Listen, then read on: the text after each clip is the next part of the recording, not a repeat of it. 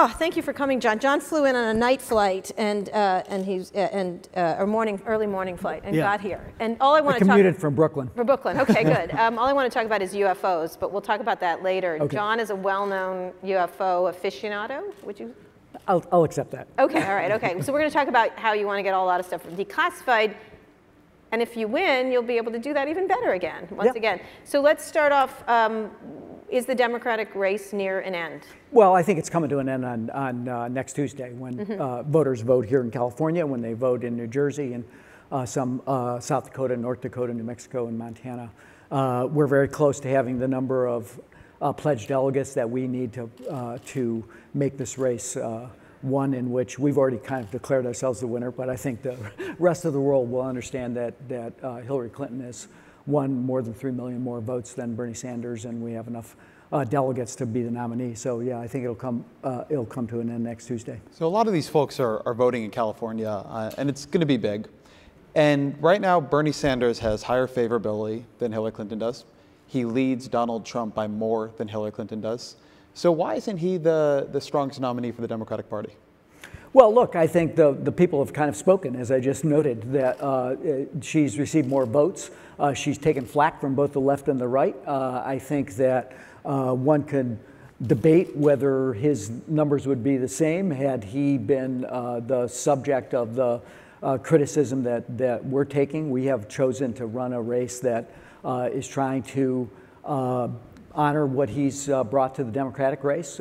We have some disagreements on guns and other things, but by and large, I think she's taken a much more serious pounding through the course of this campaign than he has, and I think she'll be a stronger candidate. I think she's shown that she can stand up to that and keep going, and will be a match for Donald Trump. This morning, she's taking him on national security policy, talking about taking seriously the ideas, if you can take them seriously. I like to say he's a serious candidate, but not a serious man, but he's thrown out a bunch of ideas, from building the wall in Mexico to encouraging nuclear proliferation on the Korean Peninsula and in the Middle East, to banning all Muslims from entering the United States. So I don't think that's coming from a serious person, but I think he's a serious candidate. And I think she's perfectly capable of calling that out, taking it on, talking about a brighter future for the United States, and competing with him and winning in November. So before we get to the general election, I want to talk about that, and also Trump's facility with social media. As much as tech doesn't really support him overall, he's the best. He's literally the first Twitter candidate, as far as I'm concerned. This race does come to California. What will it mean if Hillary gets the nomination and loses California to Bernie Sanders? How do you think about that as a campaign? Because it's not great, and it's something Trump can use and say. Yeah, look. I think the race is tight. We think we're going to win, but we're fighting for every vote. She's back out here. She's in San Diego this morning. President Clinton's coming in and campaigning here. I think the structure of the race in California is somewhat similar to what it's been in the rest of the country. Ezra and I were talking about that earlier. We lead substantially amongst Democrats, and he leads amongst independents. And the question is, what's the composition of the electorate come next Tuesday? California also has a lot of mail-in voting, so I would encourage anybody who has a ballot sitting on their kitchen table, fill it out, send it in. But about 60% of the vote will probably be mailed in. So it'll depend a little bit on the composition of the electorate, how many independents vote, how many Democrats vote, and we're doing everything we can to make sure that our supporters get out to the polls. What do you make of that? I'm sorry, Ezra. What do you make of that idea that he's so close that it's so close? What does that say to you as a campaign? Well, it says that, to me that Senator Sanders has run a vigorous primary campaign, that he spent an enormous amount of time out here. He's advertised, spent his money out here. It's not just time. It's striking a chord in some way, correct? It's striking some chord that Senator Clinton is not doing. Well, I wouldn't say that. We're still winning. Yeah. As I said, it's hard to say that she hasn't struck a chord when she's gotten 3 million more votes than he has. So, but he's run a vigorous campaign. He's done well, particularly with young people, and we're going to go back and try to convince those who have not yet voted between now and next Tuesday that they should vote for her, and that she has something to offer about a future that will build an economy that's inclusive, that's taking on the interests that are locking up and rigging the economy and trying to open up opportunities for them. So that's our job. But I give him credit for, as I said, running a vigorous race and being, and giving us a challenge. But we think we have met that challenge and we're going to win. So regardless of the outcome on Tuesday, Bernie Sanders has said he will stay in until the convention. He will take this to the floor. I have two questions for you on that. One, do you believe him? And two, if he does that, does it hurt you? Well, look, I think that that's up to him. He can stay in. As you know, we had something of a preview of this in 2008 when Senator Clinton and Senator Obama went down to the wire, went to the last vote. Ultimately, he prevailed in pledged delegates. But you were tied on popular vote. We were tied on popular vote. She understood the rules and she understood the stakes. And she, right after the last primaries, conceded the election, endorsed President Obama, asked that the convention nominate him by acclamation, campaigned hard for him because she knew that putting a Democrat in the White House was going to be really critical. So Senator Sanders says he wants to do everything he can 7 days a week to keep Donald Trump out of the White House. I guess we take him at his word, but he'll have to make his decisions about whether what he's going to do between now and the convention. You also asked, does it hurt? I think we're going to do everything we can to unify the party, and we hope to have a partner in that. And I think we'll have other people who will work with us to try to unify the party, and we hope he's one of them. About a month ago, you were leading polls of Donald Trump by substantial margins, 6 points, 8 points, 10 points. That's tightened. Yeah. And a bunch of people look at that, say it's because Bernie Sanders voters are right now not saying they will vote for Hillary Clinton. Well, Do you think you will get them back? Yes, is the short answer to your question. I think How? The longer answer to the question on the polls is that Trump has consolidated his Republican side. People have with the exception of Speaker Ryan, have kind of fallen in line and decided that they, that they, notwithstanding everything terrible they said about him for 6 months, they have to fall in line with him. In our case, I think that we both, need to embrace what the arguments that have been successful with that group of Sanders voters. She's run a very progressive campaign. I think we can make the case strongly that the direction that she's putting forward on the economy, on education, on healthcare, et cetera, are consistent with the direction that we have differences, as I said, but they pale in comparison to the differences between Secretary Clinton. Would you consider putting Bernie Sanders as a vice presidential candidate? Well, I think that I'm going to leave that to the candidate. Right. But I think that I'm sure you have some say in that. Look, I think there are a lot of really good choices for her, and I think we'll do what is necessary first and foremost to select someone who can both lead the country and help lead the country and help elect a Democratic ticket. The reason I'm asking is really at the outset. It would be awfully bold to do that, and she's run, much like many other candidates, a very much more traditional campaign. She's facing someone in the general election who's just isn't.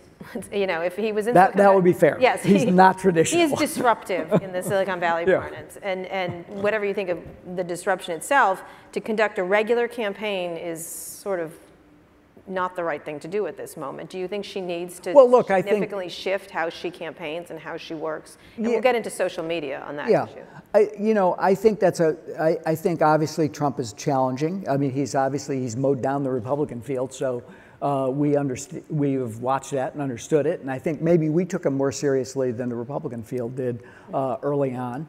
But on the other hand, as she said, we also think he's unfit for office, and we'll make that case. We'll make it affirmatively in traditional media and social media, in organizing on the doors, because we don't think he's a risk that the country can accept. Do you think social media matters as much? Now, he seems to have been using it, I mean, literally a genius on social media, and it's about trolling. He's a good troll. He does, he responds quickly. It feels like it's him.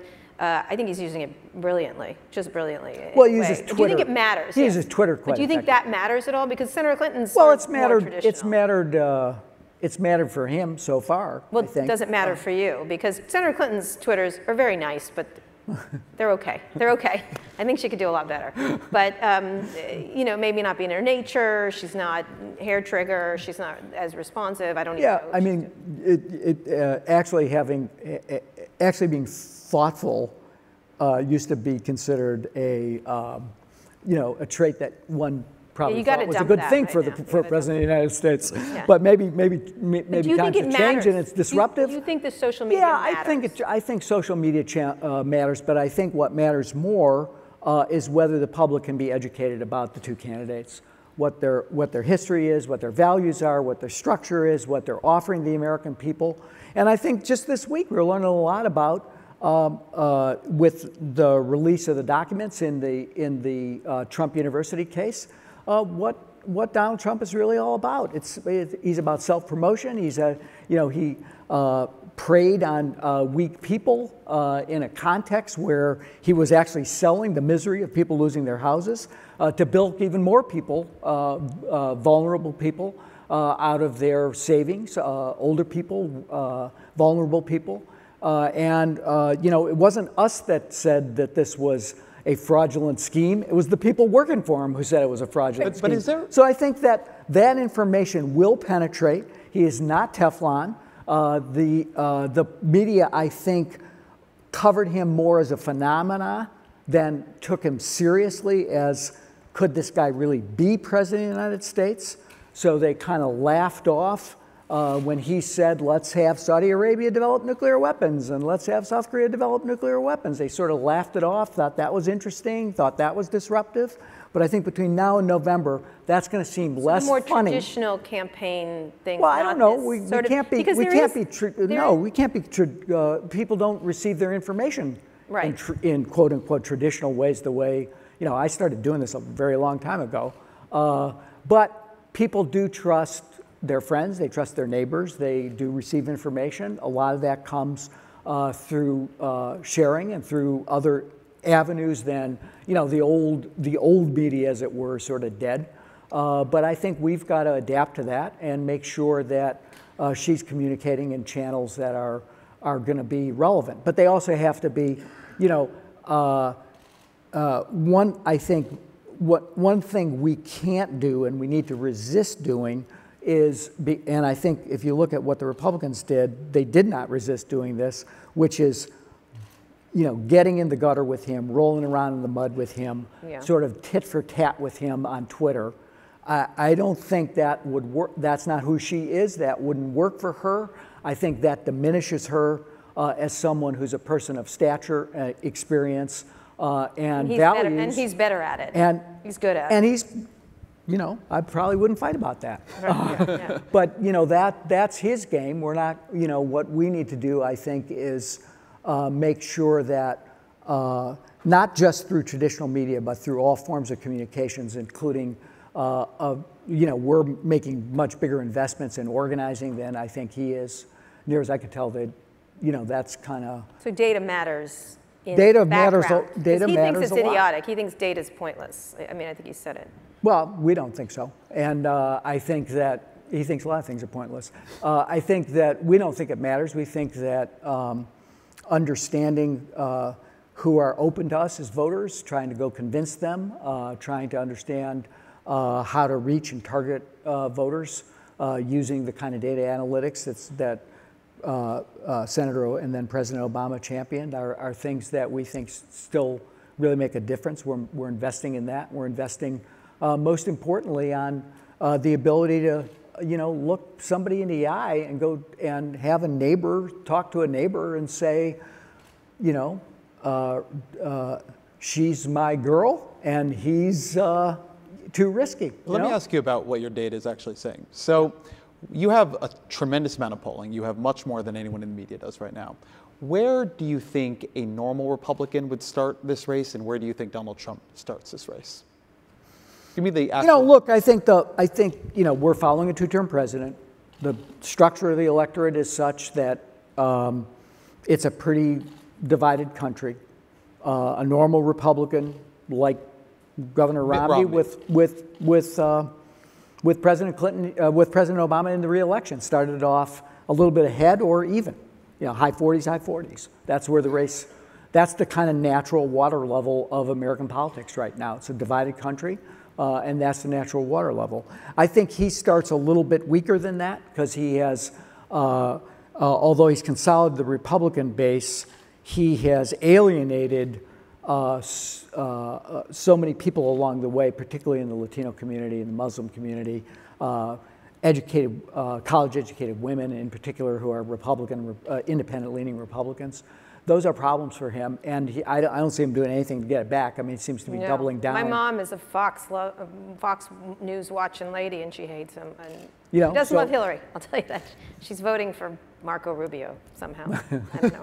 Have you in the primary? She's going to write it in. How about the folks for you? Can you win them back? Because it's true that Trump is the most unpopular major party nominee we've seen in memory, but Hillary Clinton is the second most unpopular major party nominee we've seen in memory. So are those independents, maybe those moderate Republicans, are they persuadable by you in a way they might be persuadable by a more fresh-faced Democrat? I think the answer to that is yes, and I think but we've got work to do, and and she intends to do that work. I think that again, people, the best validators for her are people who have known her for a long time because they know what she's been all about her whole life, from the day she left law school and went to work for the Children's Defense Fund. That's somewhat of a disconnect. I mean, she's charming in private. Everyone says if you knew her yourself. Now, she can't shake the hand. No, I don't think it's like, she's not going to go meet the number of people she needs to have their votes in the battleground states. But I think we can do what we can to make sure that they understand what motivates her. The convention will be helpful in that regard. What she's done her whole life, the commitment she's made to women, to family, to children, her entire life. I think that's important to people, and I think we need to communicate that. What are your vulnerabilities? When you look at that, whatever it is, 48, 44 starting point, what would Trump have to do to close that gap? Well, I think he's off on the wrong tangent by, he wants to bring back Vince Foster. It seems to me like a little bit like he's really talking to the Fox conspiracy theorists there. Not even Fox, it's probably Breitbart conspiracy theorists. I think what he needs to do is find a way to convince, particularly close the gender gap, to convince women that when he said that he wants to punish women for exercising their reproductive rights, that he didn't mean it. The one thing he has going for him is no one's quite sure whether he believes anything he says. So maybe he could convince people that he was just kidding.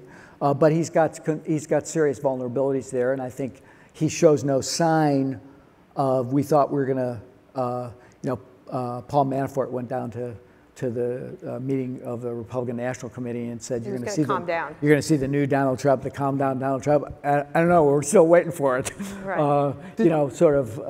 Does that thing where people don't really believe he means what he says, does that make life hard for you? Because I've noticed quite a bit. He'll go on interviews and they'll say, well, hey, you said this was going to be your policy. We actually read it. It does the exact opposite thing. And they'll say, don't worry about it. I'm going to make a deal. This is just the opening bit in the negotiation.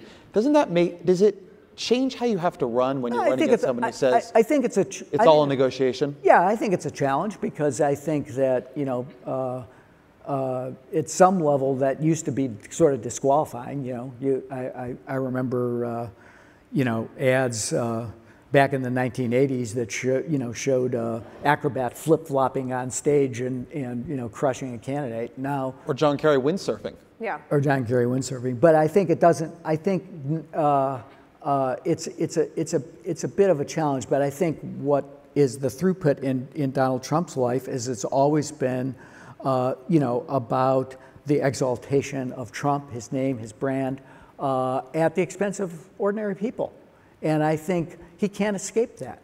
So he can't forget that. He can't take it back that he, was trying to get people to max out their credit cards at Trump U and just lawyer up and attack the judge and, suggest that he was born in Mexico when he was born in Indiana because he's got a Latin-sounding name. You can't get away with that, I think, or at least I don't think. Speaking of not getting away, how significant is the continuing email inquiries into, speaking of technology? This seems to stick beyond. Yeah, look, beyond everyone else. I think it's definitely hurt her. She said it was a mistake from the outset. Wished that we could take it back, but she used a private email system. She also said, release all the emails. And I think that... Well, you guys didn't release all the... I mean, you went through and you vetted which emails you were going to be released and which weren't. She turned over all her... I don't think people have contested that. She turned over her work-related emails. She asked that they all be released. We went through this crazy retroactive... But there was a decision about which ones were work-related, right? There was a decision made, yeah, but the decisions about Chelsea's wedding were not work-related emails. So I think that, her mother's health care, those weren't work-related emails. Now, it was a mistake to have done that in the first place, to combine them, and I think she recognizes that. But the question is, given the stakes of this election, is that a mistake that you would judge as disqualifying? Maybe some people will. I think Although it does seem to stick. This email thing does, even though you've all tried to move it aside and said it was a mistake, mistakes were made, it is one that remains seemingly significant that bothers a lot of people, which plays into what Trump is using, which is, what's his name for her? Crooked Hillary? I don't know. And I know you guys have tried Dumb Donald, Dangerous Donald. You still haven't gotten a good one yet. I can think of one with a D. Yes, that one.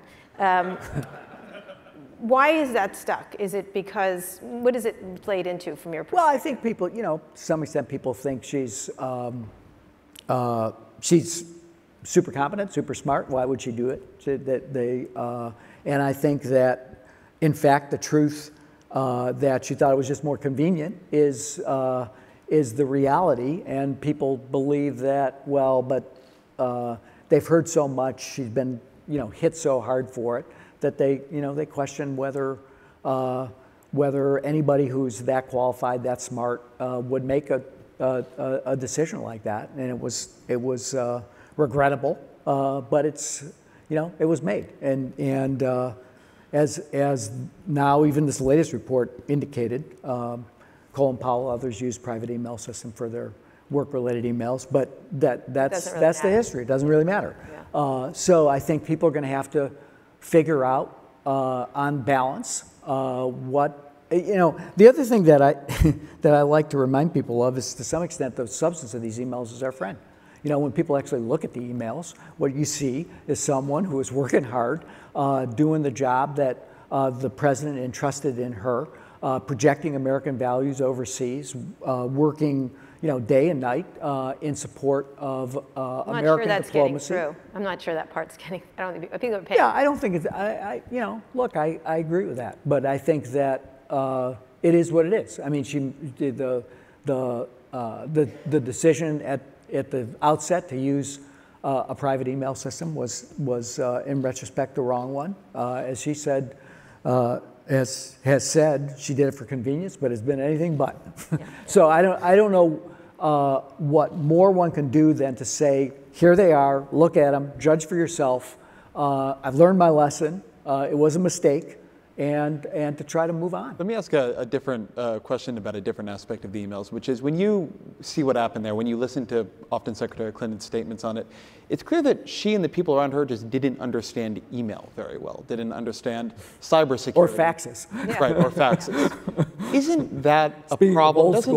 Doesn't the president need to have, at least in their immediate circle, a higher level of technological and cybersecurity sophistication? Obama did that with being the tech president. Is she?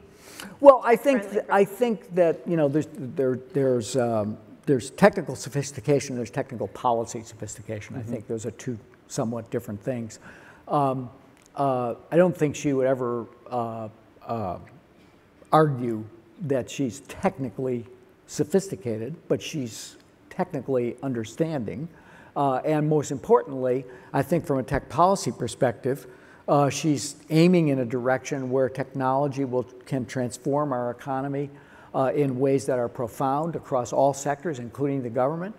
She's put forward ideas about how you create a tech workforce, how you reform our immigration system to support high technology visa programs. She's been all in on supporting important investments in R&D. So from a policy perspective, starting with her tenure at the State Department, where she championed an open internet and internet freedom across the world, to her support for many important... I would agree on all this, but why doesn't she have the support of the tech industry quite as much as President Obama? It's tepid, I would say. They're going to support her, but they're like, have you really, this is a tech conference. Do you feel like you've gotten the support of the tech community? Because it feels soft to me. I think it's building, and I think we have, and again, I think that as the choice builds, I think we've gotten more support from technology leaders across Silicon Valley, and I think that we welcome that and welcome conversation with her. Obviously, that they want to know she's on the level, and that takes a lot of being able to interact, not one-on-one, but at least in small groups. They've got a lot of money. Just, I don't know if you've heard, but they've got a lot. I've heard that. Yeah. Can we finish up very quickly, and then we'll get to a question from Rob. But I think we'll probably roll out a group of technology leaders who support her before the election, and I think that'll be a very impressive list of people who are serious leaders in this community. UFOs. UFOs. Why are you so interested in UFOs?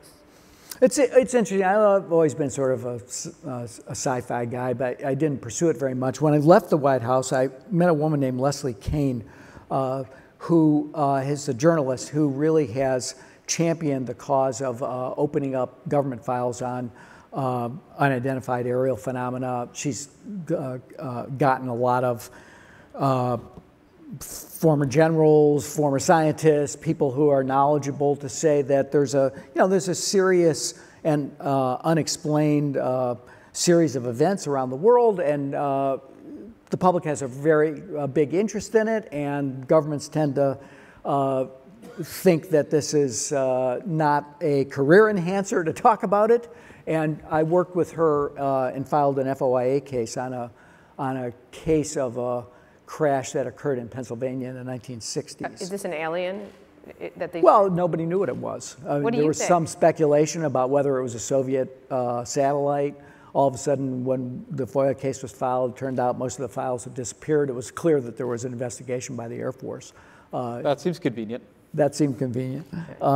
And I just got interested in it, and I found a lot of people who, like I said, it's usually not career enhancing for someone to say, I think there might be aliens? Do you think there might be aliens? I'm actually, I think there are two issues there. Okay. One is, are there aliens? And two, have we been visited or visited recently by aliens? Right. I think on the former, it seems inconceivable there aren't aliens. Right. On the latter, that's what the quest for opening up and getting the government to take it seriously. Other governments have done so. Mm-hmm. They've both looked and reviewed their files. They've set up, these are small teams of people to say, okay, well, if we see something, let's examine it. Let's rather than being embarrassed, ashamed, and treating it as something that has to go into black programs everywhere. Let's let the public in on what we know. But that's all I've championed, and I stand by it. And I think it would be good. And I think there's actually a lot of public interest in the phenomena in doing that. And I got to tell you, I meet a lot of politicians, people in Washington and others who say, I'm with you, but I can't say so. But you were White House Chief of Staff. You had a very high security clearance. So recognize you can't tell us anything about classified information.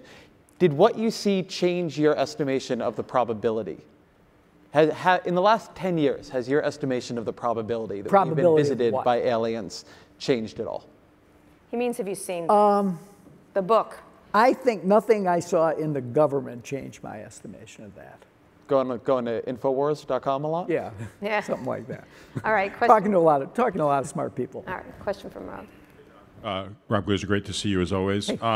So kind of a two-part follow-up to things that Ezra and Kara said. I started noticing on social media that like mainstream Republican friends of mine, not just wingnuts, are starting to use Crooked Hillary like it's her name. And I think that's a real problem for you. And the two parts are, have you considered what you're going to do, whether it's the candidate or the campaign in some way?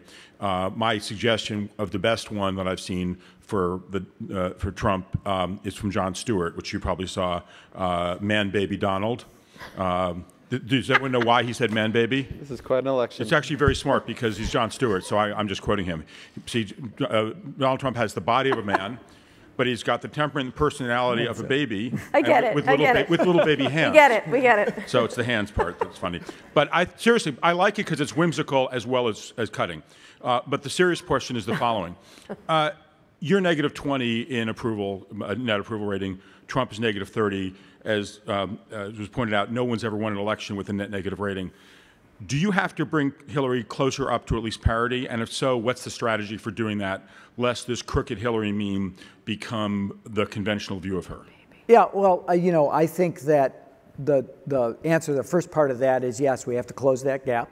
I think votes, when people face the choice, that gap tends to close a little bit naturally. But the most important thing is for her to get out and to talk to people in a way in which we're out of the primary campaign, we're fully into the general mode, and we'll have a lot of opportunity to talk about who she is and what she wants to do, and without the getting hit, I think, for both directions. I think that'll help a lot. Well, one more piece of free advice. On the email stuff, an actual apology would make a huge difference to many people I know. Yeah. Not just saying, I wish it was a mistake, saying, I'm sorry I did it, I shouldn't have done it, I'm sorry I did it. Okay. Yeah. I think that she definitely regrets it and says so. Yeah, Trump would never apologize, so that's a differentiation of a mature adult. Yeah. Hi, John. Just a question on this, on the topic of running a normal campaign. There's been a lot of fun noise in the press over the last couple of weeks about someone like Mark Cuban, including from himself, being a VP candidate. How do you and Secretary Clinton think about weighing the different characteristics that a VP candidate should have, including potentially the ability to go toe-to-toe with someone like Trump on cable news, on social media? How do you weigh those alternatives? Look, you need a reality star. I think the ability to live in a tough and grueling environment and be someone who can take the fight to the other side is a criteria that we'll look at as we consider vice presidential nominees. But I'm not making news on the vice president here. We're early stages of that process. That kind of person out of the picture, because they would be 4 years ago. Is a person outside of the political sphere? Yeah, like a Mark. No, I don't think a person outside of the political sphere is outside of the possibility. But I think we have a lot of good choices. And to the earlier question,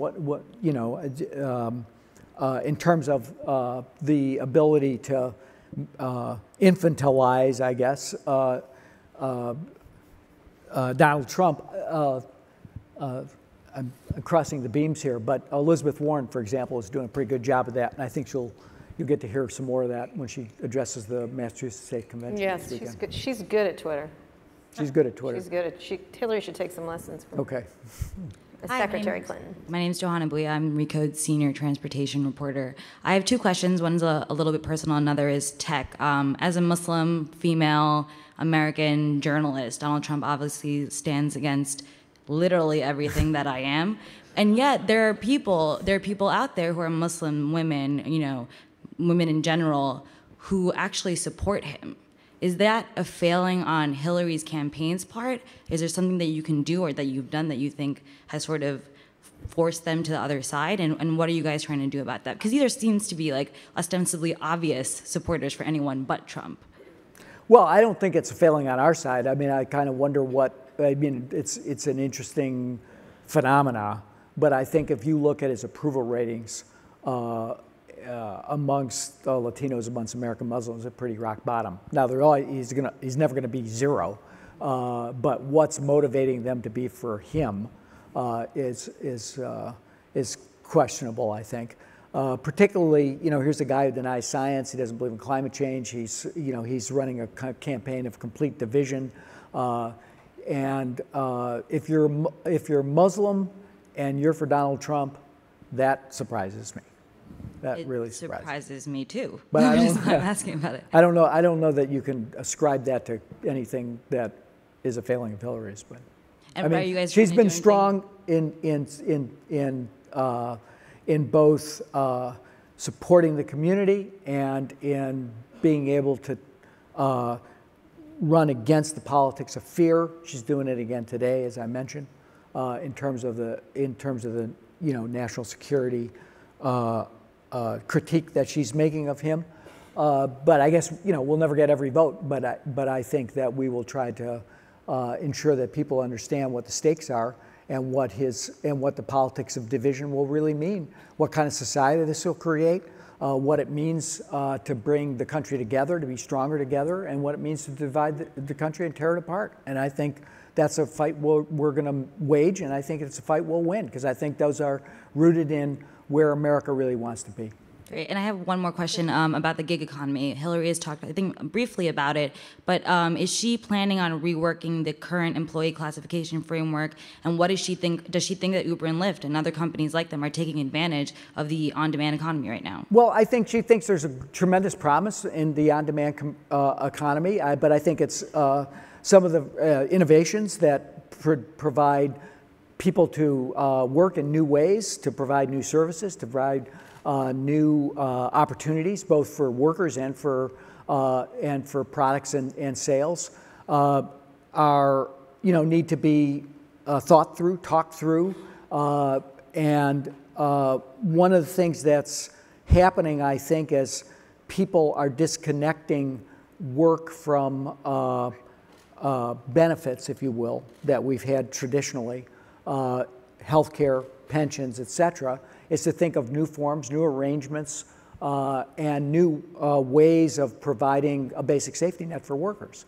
So I think in any individual case, we'll take a look at that. But by and large, I think you have to balance and be forward thinking about what's happening in the economy, what do those innovations look like, and what's the reaction on the social side. And I think the Affordable Care Act is a good example of a place where where you're not receiving health care benefits from work because you're an independent contractor, or you're in a smaller employer that's not providing health care benefits. That's the kind of arrangement as we move more into a shared economy. We're going to have to think that through.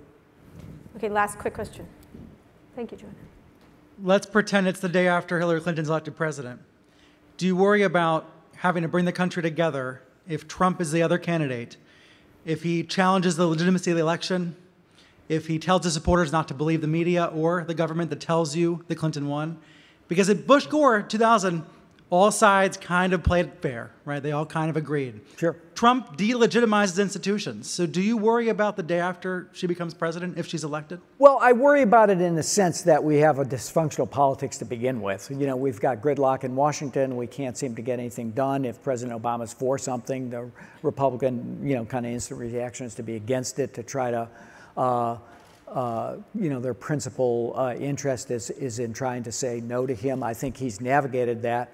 One of the things I did in the White House for him was to manage a climate change portfolio with a very hostile House of Representatives, now a hostile Congress, and we had a lot of achievement there. So I worry about the country, and I worry about the politics of the country more generally. I don't know that if in the circumstances you described, I wouldn't imagine Donald Trump would do what Al Gore did. I was with him actually in Washington. President Clinton was traveling abroad, but I was there when he conceded the election after the Supreme Court decision, and he lost the election, as I like to say, 5-4. And then went away. But Gore disappeared. Trump won't disappear. Yeah, but I think that one of the principal missions, and I think one of the reasons that Hillary's in this campaign is to try to re-knit and reach out and work with people. And I know that she'll be demonized in this election, and we'll try to reach out to Republicans, but I think maybe this is Pollyannish, but maybe, just maybe, the politics of division can be rejected, and it could actually be a moment where the country begins to think about whether we actually need to work together across party to try to build a better future for the country, and particularly for young people in the country. So I don't think you can predict that right now. I don't hold up much hope that Donald Trump would behave himself in that circumstance, but I think the overall campaign itself could, at least if it focuses on the difference between a candidate who's actually trying to bring unity as opposed to a candidate who's feeding hatred and division, maybe there can be a breakthrough there. You're saying you need a landslide. I think that might work. You're saying you need 48 states. I think if people reject that politics, that would change what goes on in Washington. And last question, John. If you were to describe this election cycle in one word, what would it be? Crazy. Okay. Thank you, John Podesta.